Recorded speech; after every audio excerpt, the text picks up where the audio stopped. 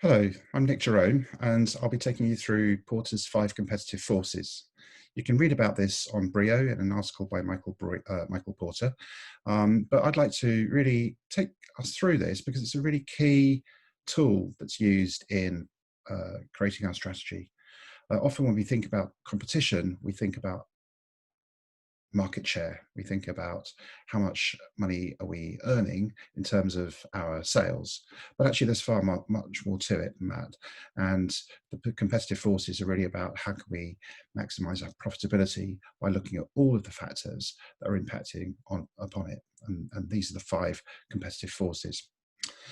So first of all, let's have a look at the model. As you can see, my company here is in the middle, and I have these 5 forces which are impacting potentially on my profitability.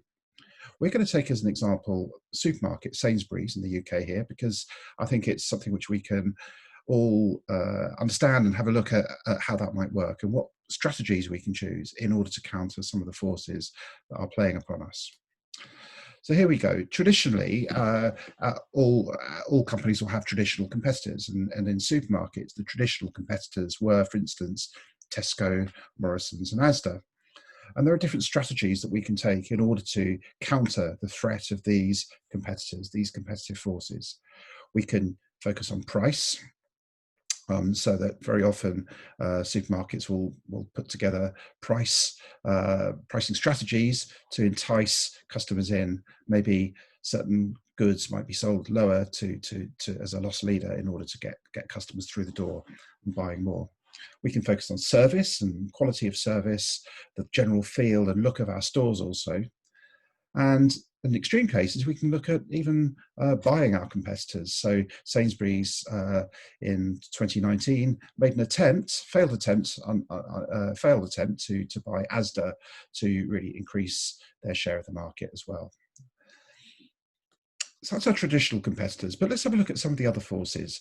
There's the force of suppliers. Now, suppliers isn't just the people who are selling us the products that we're going to be selling.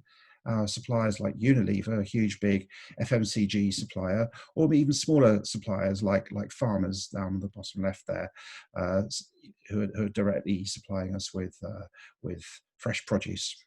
But there's also other kinds of suppliers that aren't necessarily considered as competitive forces, and yet they are, because they impact upon our profitability. One of those is our staff. Our staff will have demands in terms of terms of and conditions of working, in terms of salary, in terms of actually how does it feel to work at this store. And it's really important for us to have good, strong staff engagement strategies in place in order to retain our staff and to make sure we keep the best staff, to stop them walking out of the door because they have choices. There are other suppliers like oil companies providing the energy to deliver our products and also to heat and light our stores. And that's where we maybe have a bit more choice to choose other suppliers, to walk away or to negotiate really hard to get the best deals that we can. And we also have the competitive force of our landlords, the people owning the property on which we build our stores. In some cases, we might own that land ourselves. In other cases, we have to rent it. And it's really important for us to be able to negotiate and to negotiate really well in order to keep that element of cost down as low as we can make it. The third force is the force of buyers, their bargaining power, because they have a lot of power. A buyer can choose to go directly to a competitor, and we have to do everything we can in terms of customer retention strategies in order to keep hold of our customers. And when we're selling fairly generic products, sometimes it's a really important part of our role. So what strategies can we use? Well, a big part of it is about making sure that we provide the service, the quality, and the kind of pricing that buyers need and are asking for. But there's more to it than that. It's about making them feel part of the family, making them feel loyal to the brand that we've created. And that loyal feeling is something which really holds on to buyers for quite a long time. We can do that through the way that our staff are with customers, the kind of relationship we have with our customers, with the look and feel of our stores, and also with the marketing and our marketing strategies to promote and to build our brands, to make it feel like something very, very special. But just get it wrong, like in this picture, and we can see that very quickly our buyers can become disgruntled. and one disgruntled buyer will on average tell another 7 people, and potentially we could lose that. So we really need to make sure we're taking care of and looking after and really managing our relationships with our customers all the time. The fourth threat is the threat of new entrants. Now, I've put here Lidl and Aldi because actually they were new entrants not so long ago. They're now really, I would say, part of traditional competitors in the sense that they're there on the high street, they're operating, and they have in some ways disrupted the supermarket market by offering a different kind of product, service. They're offering cheaper goods, perhaps a slightly different kind of range of goods, and supermarkets are really having to catch up and to counter the threat of the new entrants. Right now, there are other people trying to enter the market and really disrupt it, providing different kinds of services, different kinds of products. And Amazon, for instance, with their pickup service, is one that's really targeting the supermarket market very, very, very clearly. And the fifth threat is the threat of substitute products and services, not supermarkets at all, but other ways that consumers can buy and purchase their goods.